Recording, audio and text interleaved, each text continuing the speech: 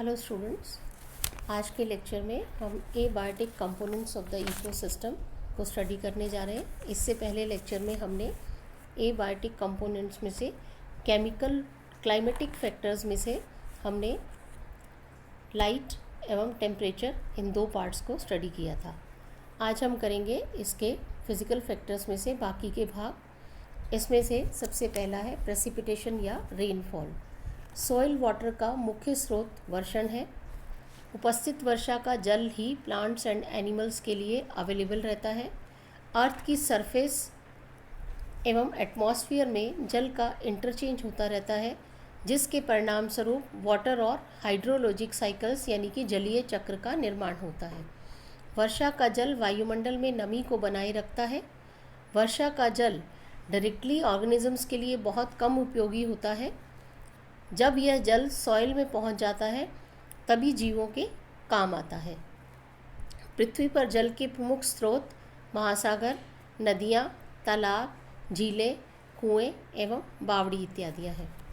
वर्षण अनेक प्रकार से होता है, जिसमें से प्रथम है ड्रिजल। जल की छोटी बूंदें जो हवा में तैरती रहती हैं उनको ड्रिजल कहा जाता है। दूसरा पार्ट है rain. Drops of liquid water which are larger than drizzle, उन्हें रेन कहा जाता है और ये ड्रिजल से हैवियर होते हैं। Then there comes snow. Snow नमी है जो कि सॉलिड फॉर्म में होती है। फिर बात करते हैं हम ड्यू एंड फ्रॉस्ट की। ड्यू और frost are form due to the condensation of moisture directly on surface of objects, plants, animals, soil, etc. Then another part of rainfall is sleet. Small grains or pellets of ice are called sleet. Then another is hail. Balls or lump of ice are called hail. और ये हम अक्सर बहुत बार बहुत स्थानों पर देखते हैं। वर्षा को प्रभावित करने वाले कई कारक हैं कि स्थान विशेष की समुद्र से क्या दूरी है, मानसूनी हवा पर निर्भर करती है कि कितनी वर्षा होगी, वहाँ पर पर्वत है तो उस पर निर्भर करेगा, और ऊंचाई पर। वर्षा एवं ताप पादपों पर संयुक्त प्रभाव डालते हैं। अधिक वर्षा व अधिक ताप वाले भाग पर सघन वन पाए जाते हैं, जबकि अधिक वर्षा व कम ताप वाले स्थानों पर चीड़, लाइकेन व झाड़ियाँ पाए जाते हैं।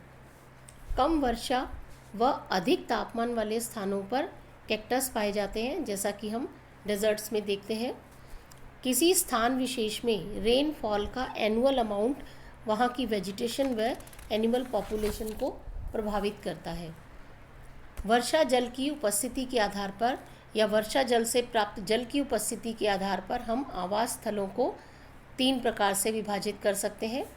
ज़ीरोफाइट्स, जहाँ जल बहुत ही कम मात्रा में उपलब्ध है। हाइड्रोफाइट्स, जहाँ की जल प्रचुर मात्रा में उपलब्ध है या अत्यधिक मात्रा में उपलब्ध है। और मीज़ोफाइट्स, जहाँ की प्लांट की रिक्वायरमेंट के हिसाब से जल पूर्णतः उपलब्ध है। तो इस प्रकार से वर्षा जो है जीवों की पॉपुलेशन को प्रभावित करते हैं, चाहे वो प्लांट्स हो या एनिमल। अब हम बात करते हैं वायुमंडलीय आर्द्रता यानी कि एटमॉस्फेरिक ह्यूमिडिटी की। इनविजिबल वेपर के रूप में उपस्थित एटमॉस्फेरिक मॉइस्चर को ह्यूमिडिटी कहा जाता है। इसे रिलेटिव ह्यूमिडिटी के रूप में दर्शाया जाता है। ह्यूमिडिटी पर कई कारकों का प्रभाव पड़ता है, जैसे कि solar radiation, temperature, altitude, wind, exposure, cover, water status of the soil and air pressure. ताप बढ़ने पर वायुमंडल में वाष्प ग्रहण करने की क्षमता बढ़ जाती है और ताप घटने पर यह क्षमता घट जाती है। रिलेटिव ह्यूमिडिटी में डेली वेरिएशन हैबिटेट की कंडीशन पर निर्भर करती है कि किस प्रकार का हैबिटेट है। जैसे कि प्लेन्स में और डेजर्ट्स में दिन के समय स्लो वेरिएशन होती है। ओशनिक आइलैंड्स में दिन के समय बहुत ही कम वेरिएशन होती है। वेजिटेशन पर ह्यूमिडिटी का प्रत्यक्ष रूप से प्रभाव पड़ता है। वनस्पतियों में ट्रांसपिरेशन, एब्जॉर्प्शन ऑफ वाटर पर ह्यूमिडिटी का अत्यधिक प्रभाव पड़ता है। डेजर्ट्स में रात के समय मॉइस्चर अधिक होता है, तभी एनिमल्स अपने बिलों से बाहर आते हैं। लाइकेन व हाइग्रोफाइट अधिक आर्द्रता वाले भागों में उत्पन्न होते हैं। ये अपने जल की आवश्यकता वातावरण की आर्द्रता से ही पूरी कर लेते हैं। तो इस तरह से हम देख रहे हैं कि ह्यूमिडिटी का जीवों पर अत्यधिक प्रभाव पड़ता है। अब हम बात करते हैं विंड यानी कि पवन की। एयर इन मोशन अर्थात गतिशील वायु को ही पवन या विंड कहा जाता है। वायु का धरातल के समानांतर बहना विंड तथा धरातल से ऊपर अथवा ऊपर से धरातल की ओर गति करना वायु तरंग कहलाता है। वायु की गति यानी कि विंड वेलोसिटी कई कारकों पर निर्भर करती है। Geographic situation, topographic situation, vegetation masses, position with respect to the sea shores. पृथ्वी के धरातल पर एयर प्रेशर की भिन्नता के कारण असमान तापक्रम है। अतः विंड हमेशा पोल से इक्वेटर की तरफ ही गति करती है। वायु की गति का मापन एनीमोमीटर के द्वारा किया जाता है। अब विंड या पवन जिस तरह से चलती है या जिस गति से चलती है उसका पादपों पर क्या क्या प्रभाव पड़ता है, इसका हम अध्ययन करेंगे। तो ये प्रभाव दो तरह से पड़ता है। एक तो फिजिकल इफ़ेक्ट्स पड़ते हैं और दूसरा है एनाटॉमिकल एंड फिजियोलॉजिकल इफ़ेक्ट्स। तो पहले हम बात करते हैं फिजिकल इफ़ेक्ट्स की। पादपों पर वायु की गति के क्या फिजिकल इफ़ेक्ट पड़ते हैं, भौतिक क्या प्रभाव पड़ते हैं। सबसे पहला है ब्रेकेज एंड अपरूटिंग। ज़्यादा तेज़ गति से चलने वाली हवा के कारण पादपों की शाखाएं टूट जाती हैं व कभी कभी तो पूरा पौधा या पेड़ ही समूल उखड़ जाता है। जबकि फॉरेस्ट में प्रत्येक वृक्ष की कैनोपी के कारण विंड वेलोसिटी 80% तक घट जाती है। अतः फॉरेस्ट में विंड की तेज गति का प्रभाव कम पड़ता है। ऐसी वेजिटेशन नेचुरल विंड ब्रेक्स यानी कि शेल्टर बेल्ट का कार्य करती है। तो इस तरह से तेज गति से हवा चलना पादपों को नुकसान पहुंचाता है। दूसरा प्रभाव पड़ता है जिसको कि हम कहते हैं डिफॉर्मेशन। सदैव एक ही दिशा में पवन की तेज गति के कारण तनों की फॉर्म व पोजीशन में स्थायी परिवर्तन आ जाता है। उनका स्वरूप ऐसा बन जाता है कि वायु का प्रतिरोध कम से कम हो। इसे डिफॉर्मेशन या विरूपण कहा जाता है। पर्वतों व समुद्र तटों की वेजिटेशन में डिफॉर्मेशन सामान्य रूप से पाया जाता है क्योंकि वहाँ पर पवन की गति काफ़ी तेज होती है। अब तीसरा प्रभाव पड़ता है जिसको कि कहा जाता है लॉजिंग या पतन। यह एक ऐसी विंड इंजरी है जो कि ग्रासेस जैसे कि वीट, मेज, ओट व शुगर केन में सामान्यतः हवा की तीव्र गति के कारण होती है। इसमें पौधे भूमि पर गिर जाते हैं, अतः इसे पतन कहा जाता है। अब हम बात करते हैं एब्रेशंस की। विंड के कारण सॉइल या आइस के पार्टिकल्स एक स्थान से दूसरे स्थान पर ले जाए जाते हैं। ये स्ट्रॉन्ग एब्रेसिव फोर्स की तरह कार्य करते हैं एंड प्लांट्स के पार्ट्स व बर्ड्स को इरोड कर देते हैं। सैंडी सॉइल में उगने वाली फसलों पर सामान्यतः इस प्रकार के डैमेज काफ़ी होते हैं। ये इस डैमेज से बहुत सफ़र करती हैं। अब हम बात करते हैं मृदा अपरदन व निक्षेपण की या इरोजन एंड डिपोजिशन, जो कि पवन की तेज गति से होता है। तेज गति से चलने वाली हवा भूमि की ऊपरी उपजाऊ मृदा को उड़ा कर ले जाती है। इसे मृदा अपरदन कहा जाता है। परिणामतः पौधों की जड़ें नग्न होकर आरक्षित हो जाती हैं। इसके साथ ही जहाँ अतिरिक्त रूप से मृदा जमा हो जाती है वो वहाँ उगने वाले प्लांट्स के लिए यूजलेस हो जाती है। डेजर्ट के विस्तार में पवन की महत्वपूर्ण भूमिका है। अब हम समुद्र के पाए जाने वाले पादपों पर एक और भौतिक कारक पड़ता है जिसको कि का प्रभाव पड़ता है, जैसे कि सॉल्ट स्प्रे। समुद्र के किनारों पर पानी के सॉल्ट्स हवा के द्वारा दूर तक ले जाए जाते हैं।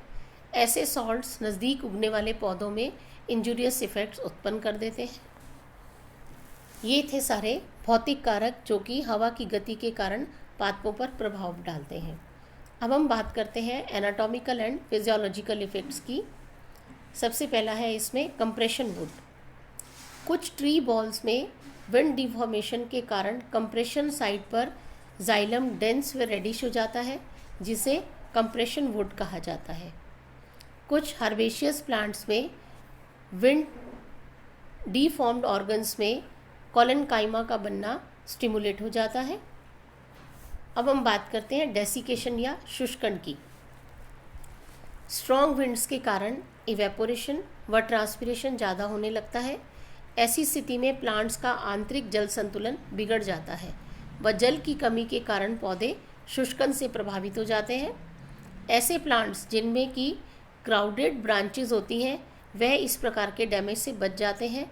इन्हें कुशन प्लांट्स कहा जाता है क्योंकि इनका रूट सिस्टम कुशन फॉर्म में हो जाता है। दूसरा एक एनाटॉमिकल या फिजियोलॉजी एनाटॉमिकल प्रभाव पड़ता है पादपों पर वायु की गति का, जिसे कहा जाता है ड्वार्फिंग या वामनता।